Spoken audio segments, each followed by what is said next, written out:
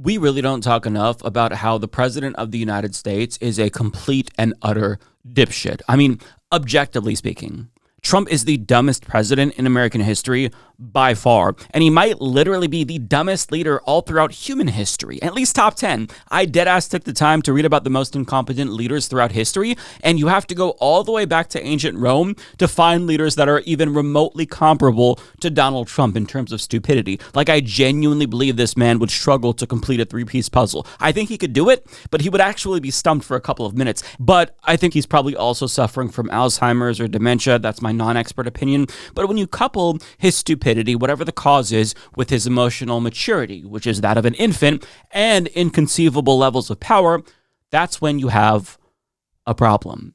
Power and stupidity is a deadly combination. And I think it really says something about American society that we would elect a guy like that, not once, but twice. But it's not just Donald Trump. The entire Republican Party is functionally a psychotic death cult living in an alternate reality, and anyone supporting these people, they really should be ashamed of themselves. But the problem is that they don't have the capability of feeling shame. Like, they physiologically don't have that function in their bodies. There's no trigger that tells them, hey, you should be ashamed. But I mean, if you're willing to vote for Republicans, you might as well just let toddlers run the country at this point, because that is the level of intelligence and emotional maturity you are getting from the modern day GOP. And let me just show you what I mean. So CNN reports, quote, a top FEMA official defends his claim that he was teleported. Yeah, so I'm going to repeat that just in case you think that you misheard me. A top FEMA official defends his claim that he was teleported. Now, believe it or not, this headline actually undersells it, because he's not only insisting that he was teleported, he's accusing Truth Social, owned by the president of the regime that he works for, of trying to censor him because he tried to talk about teleportation and the post wouldn't go through because I guess that Truth Social wants to hide the truth about teleportation. Now, another question is like, all right, where were you teleported to? Was it a different part of the world? That'd be cool. What about, a different planet, maybe an alternate dimension? Oh no, that'd be too interesting. He claims that he was teleported to a fucking Waffle House. Quote, I was with my boys one time and I was telling them I was going to go to Waffle House and get Waffle House. And I ended up at a Waffle House. This was in Georgia. And I end up at a Waffle House like 50 miles away from where I was. They said, that's not possible. You just left here a moment ago, but it was possible. It was real. Bro, this reminds me of the time when I was 5 and I tried to make an object move with my mind after my parents took me to watch Matilda. But the difference is that I was 5 and Greg Phillips is 65. But in this CNN report that I'm going to play for you, they share more comments about his supposed teleportation trip, and they also give you some additional details that are not so surprising. We had a teleport incident, 2 of them, and I end up at a Waffle House like 50 miles away from where I was. That man who is, yes, talking about teleporting to a Waffle House is Greg Phillips, and he now holds one of the most important jobs at FEMA, overseeing the Office of Response and Recovery. It was an incredibly frightening moment to experience yourself in your car flying through the air. But I tell you, teleporting is no fun. Phillips first rose to prominence promoting false claims of widespread voter fraud in the 2016 and 2020 elections. The unfounded claims were widely disputed by both courts and election officials. On multiple occasions, Phillips described migrants crossing the southern border as an invading force and urged people to arm themselves. The war is here. They want you dead.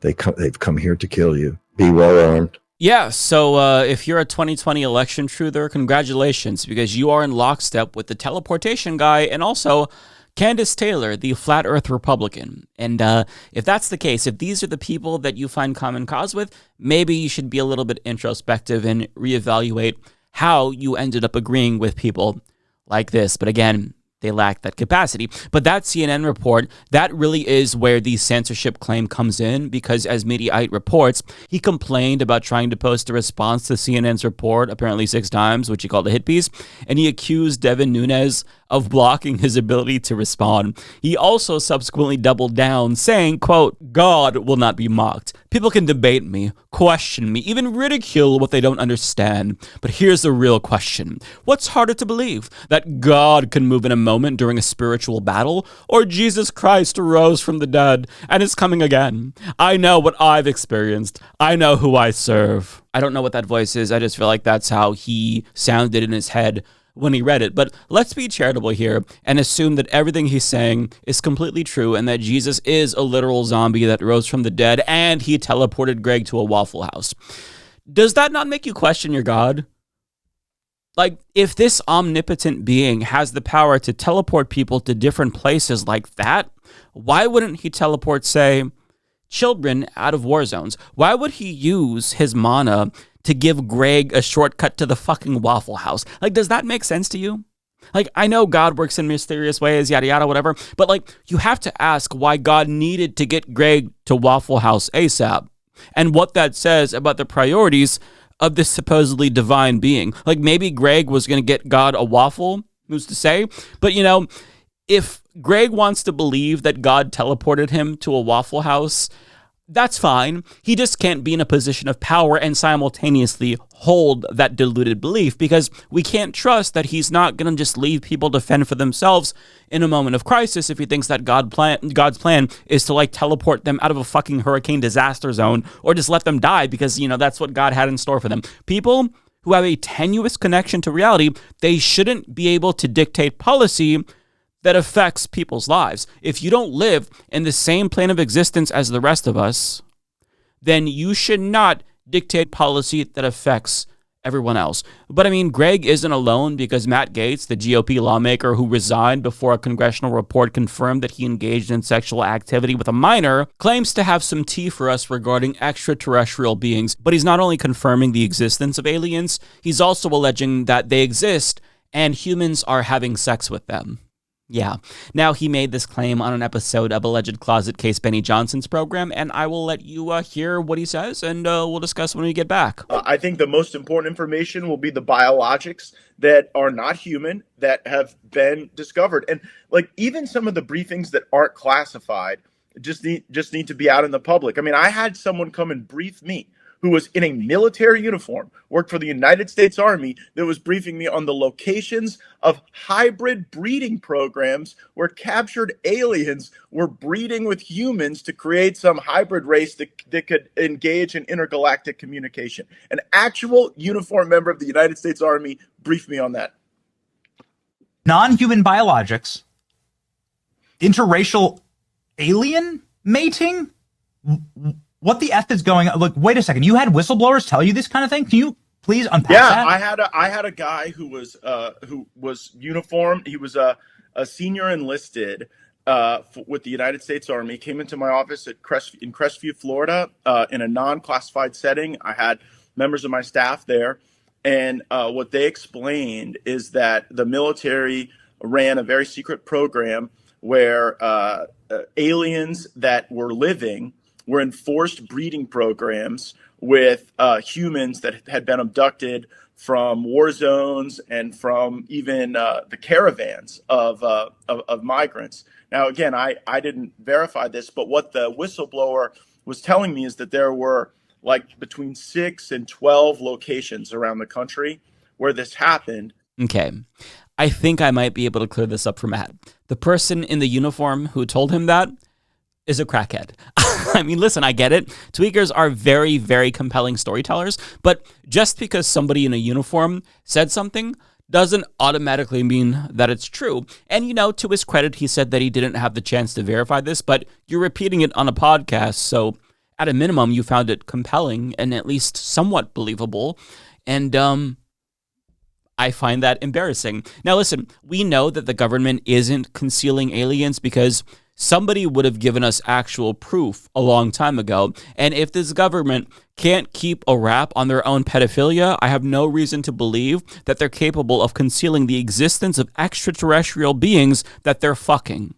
Like, do I believe that aliens exist? Sure, the universe is a very big place. There's got to be life somewhere out there, at least single-celled organisms, but I know for a fact that we haven't been visited by an intelligent species because, I mean, they would take one look at us and kick their spaceship into hyperdrive in the opposite direction immediately. But it's just, it's crazy that people say the wildest shit and they just go on about their day as if they didn't just drop that weird ass shit on us and people still take them seriously. I mean, to be fair, Benny Johnson was even a little bit taken aback by his comments, but I just feel like if you're going to say something like this, you should be prepared to back it up. Extraordinary claims require extraordinary evidence, obviously. But I mean, these people are pulling stuff out of their ass, so why would they validate it? Just like, trust me, bro. But I want to move on to Nancy Mace, who's currently running for governor of South Carolina. And in a weird way, I'm actually kind of hoping that she wins because I would like for South Carolina to take her off of our hands. Like, this woman is a lunatic and she should not have a national platform. If you want to elect her, you should deal with her. So you can make her governor, but you shouldn't send her to Congress to create legislation that affects all Americans. But I mean, she's running for governor, right? So there's a plethora of issues that she could address as governor. Her state ranks 34th in literacy, 37th in healthcare. Nearly 1 in 10 people, I think it's like 9%, are uninsured in her state. Not to mention, they have one of the highest maternal mortality rates in the country, with Black women being twice as likely to die from pregnancy than white women.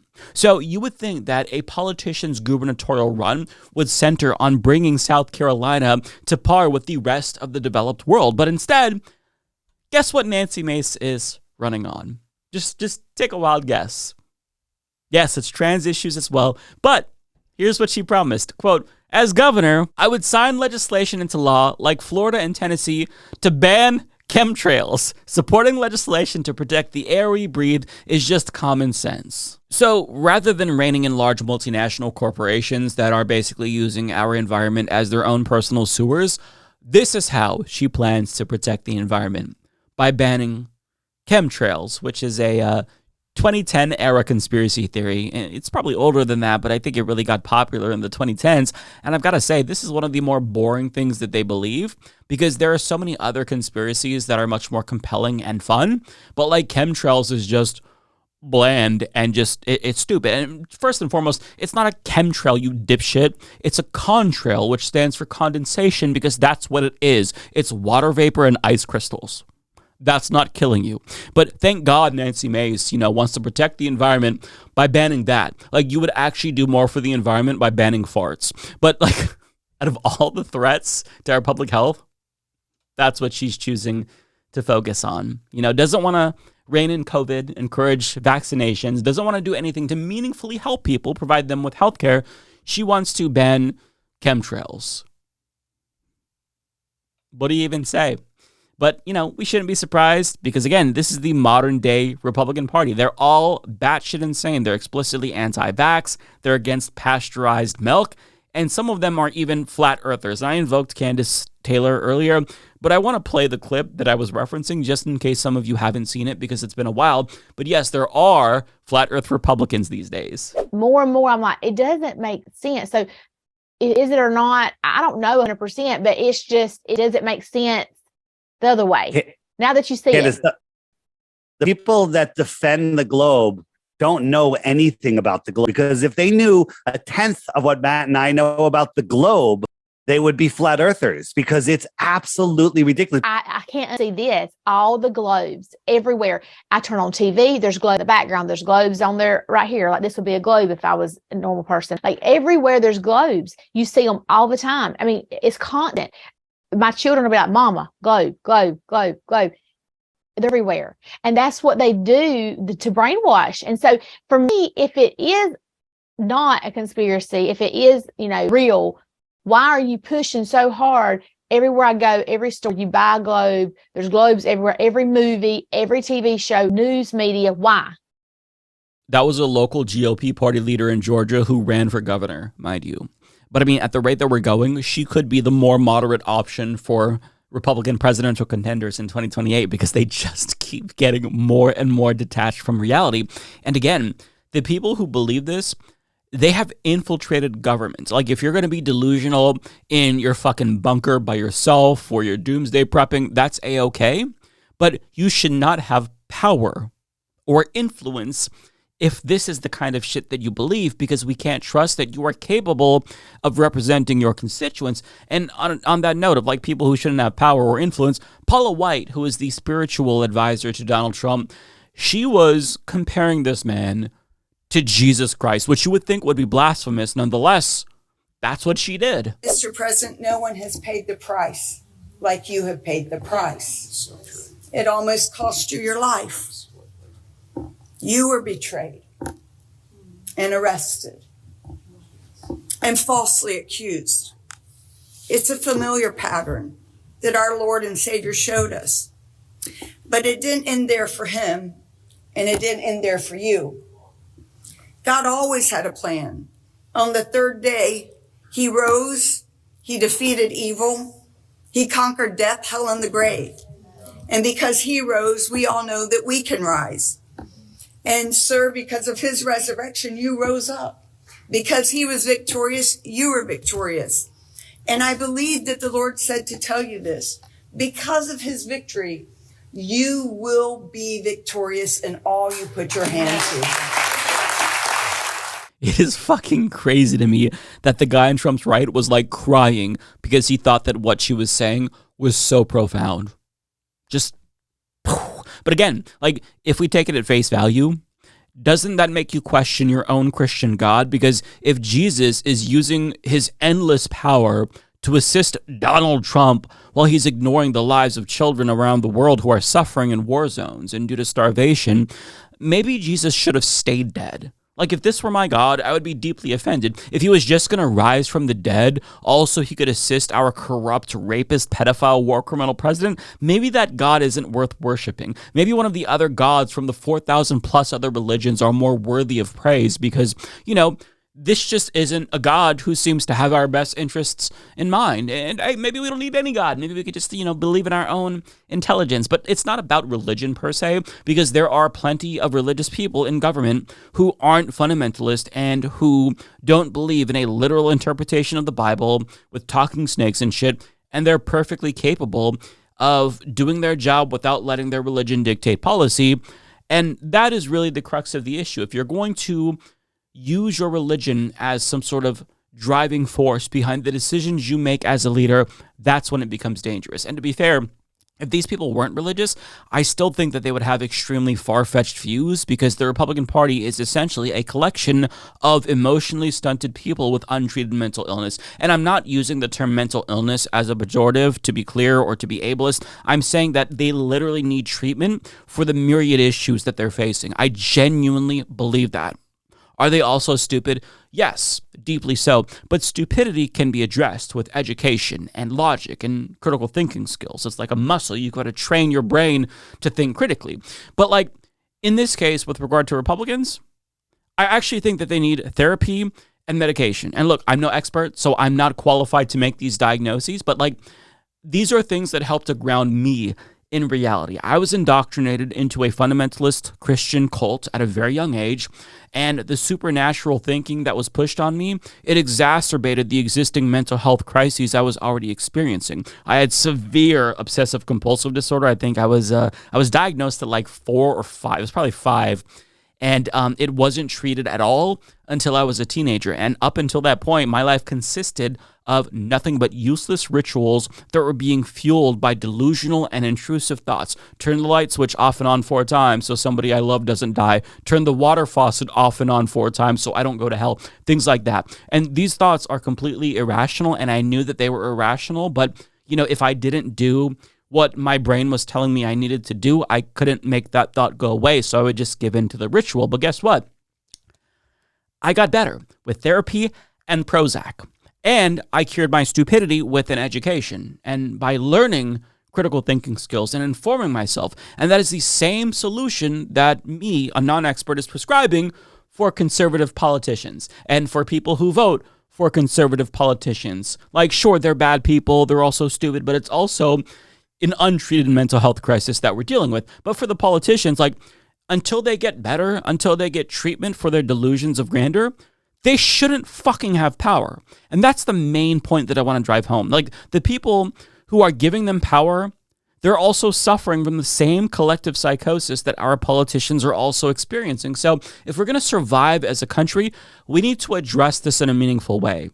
Because if we don't, we are fucked. I'm talking mandatory education, massive amounts of money into mental health, and more regular screenings and like a destigmatization of mental health, where we talk about how, hey, if you have OCD or if you have, some sort of disorder where you're hearing voices and hallucinating, that's not just reality. Like, you can get helped for that.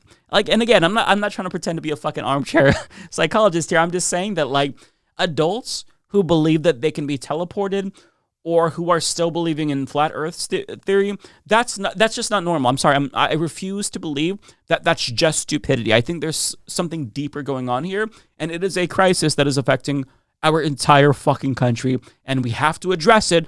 Otherwise, we are doomed. Like, everywhere there's globes. Mama. You see them all the time. I mean, it's constant. Mama. My children will be like, Mama, globe, globe, globe, globe. I turn on TV, there's globes in the background. Every TV show, news media, globe, globe, globe, globe, globe, globe. They're everywhere. Globe, globe, globe, globe, globe, globe, globe, globe, globe, globe, globe, globe, globe.